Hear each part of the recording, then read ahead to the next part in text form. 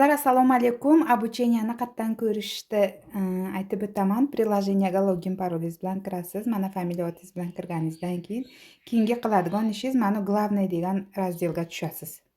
Главныйni bosganingizda shu yerda уже обучениесini ko'rsangiz bo'ladi. Mana kirdingiz, mana shu yerda razdel turibdi. Обучение deb. Shunga kirasiz.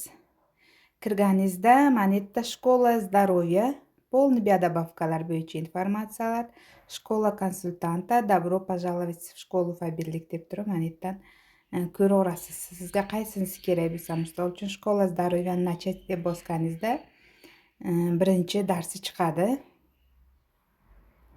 Mana birinchi bazaviy уровень. Bitta darsni ko'rganingizdan keyingina mana 8 minutlik dars ekan, keyin ikkinchisini ko'rasiz. Ikkini ko'rib bo'lganingizdan keyingina 3 ga o'tasiz. Shunday qilib o'zi poetapni o'tib ketishingiz kerak. Keyin misol uchun bazaviy уровеньdan keyin питание, образ жизни. Bazaviydan keyin bunga o'tasiz. Modul ikkinchisi. Keyin mana nutrienты, стройность и красота bu modul 3. Keyin основные системы организма modul 4 и 5-si modul 5 детское здоровье bilan tugaydi, shkola здоровья. Hammasini o'tib bo'lganingizdan keyin orada nimalari testlari bo'ladi. Testlardan o'tib bo'lganingizdan keyin sertifikatni olasiz. Shkola здоровьяdan chiqsangiz, keyin misol uchun shkola konsultantada o'rganib olsangiz bo'ladi mana yerda.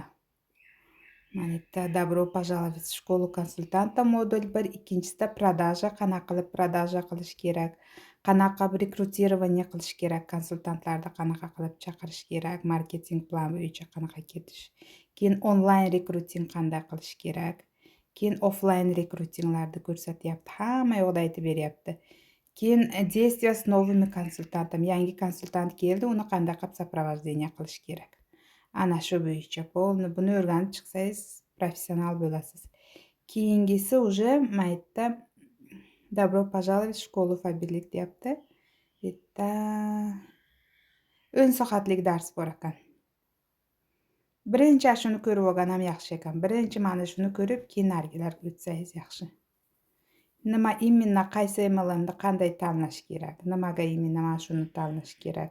MLM bo'yicha miflar, podarkalar, startoviy programmalar, bal nima,